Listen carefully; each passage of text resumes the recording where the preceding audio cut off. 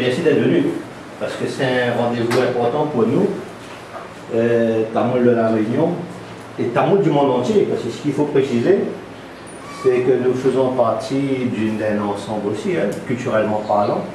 Vous avez près de 60 millions de Tamouls dans le monde, et notamment 60 millions dans le Tamil Nadu, et une diaspora évaluée à 15 millions, à 20 millions, dans 52 pays différents. Alors, on a des rencontres, notamment l'année dernière, on a eu une rencontre.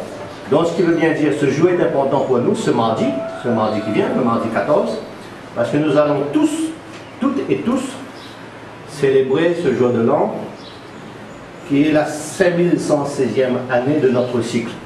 Alors, nous sommes dans différents cycles, pour faire simple, et je vais tout à l'heure passer la parole à quelqu'un qui a travaillé avec son équipe sur l'élaboration technique de ce calendrier. Ce sont des cycles, vous avez des ères et des cycles, et nous sommes dans la 29e année d'un cycle de 60 ans. L'année s'appelle Manmarda. Alors c'est écrit, là, je vous laisse ça après, Manmarda. Et nous célébrons donc au lever du soleil, généralement. Nous faisons nos ablutions et nos pujas en l'honneur de Soulien. Soulien, c'est évidemment la de soleil. Et il est important pour nous, à travers cette puja, de nous resituer justement dans le cosmos. L'idée du jour de l'an n'est pas seulement le côté festif. Il y a ce côté festif, mais chaque hindou, au départ, il se resitue dans son monde, dans l'univers, et nous sommes infiniment petits, c'est-à-dire nous l'humain. Quand on parle nous, c'est-à-dire l'humain. Donc, nous tenons compte des différentes influences, et le Panjangam, comme son nom l'indique, Panja, ça veut dire 5, et Angam, élément. C'est stipulé à la fin, vous allez avoir là des explications, je vais vous remettre là. Donc, ce qui veut bien dire, c'est un moment quand même, il y a une partie rituelle, voilà où je voulais en venir, très important. Et après, il y a évidemment une lecture, après la partie cérémonielle, il y a une partie lecture du Panjangam. On donne généralement les grandes prédictions, comme pour tous les astrologues, de l'année à venir. Alors, vous êtes maintenant non pas sans savoir que nous sommes rythmés d'avril à avril. D'avril à avril, donc avril 2015 à avril 2016. Il y a deux possibilités pour les Tamouls à la Réunion de pouvoir disposer de ce mardi-là. D'abord, s'ils sont dans la fonction publique, il y a une autorisation d'absence qui peut les octroyer une absence à condition évidemment que le chef de service donne son accord.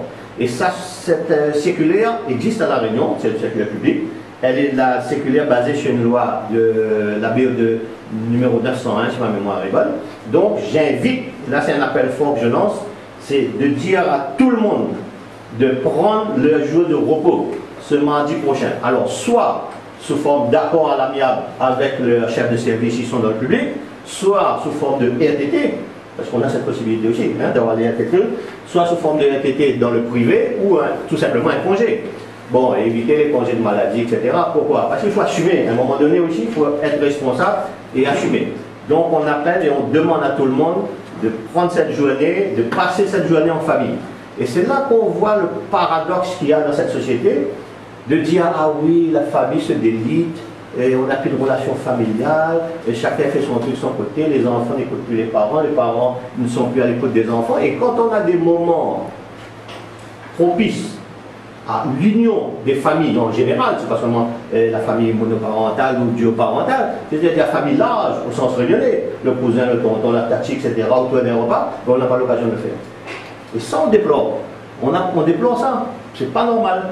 Donc, moi ce que je voudrais insister, c'est lancer un appel pour dire aux gens de prendre sur eux, prendre leurs responsabilités, de prendre le jour de congé, le RTT ou bien l'autorisation d'absence dans le cadre de la fonction publique parce qu'ils ont le droit.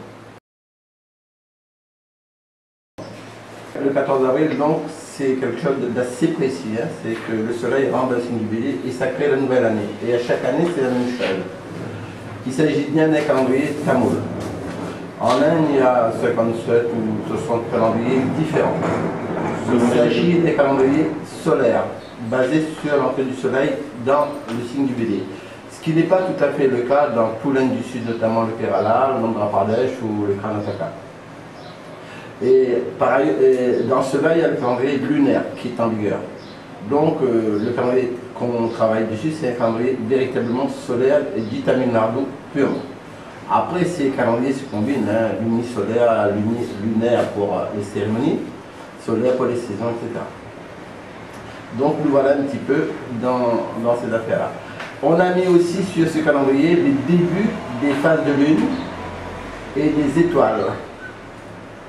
Chaque personne pourra aller à l'étoile, l'heure du début de l'étoile ou de la phase de lune qu'on appelle Tithi, en face sur la ligne d'en face. Ce n'est pas comme dans les documents indiens à la fin. Donc, comme vous disiez Daniel, il y avait les 5 éléments qui étaient pris en compte, à savoir le jour, la phase de lune, l'étoile et les conjonctions qu'on appelle les yogams et les kalanams, c'est les influences. Et à partir de ces 5 éléments, ça va servir de base à l'établissement des règles de fixation des dates pour les cérémonies. Et non seulement, hein, c'est quand même la base. Et puis nous avons été nombreux à travailler autour de cette table, tout le monde qui est autour de la table a travaillé à apporter chacun sa petite partie pour que ce calendrier se fasse et soit mis en place et que nous puissions diffuser ça à tout le monde en fait de la Réunion.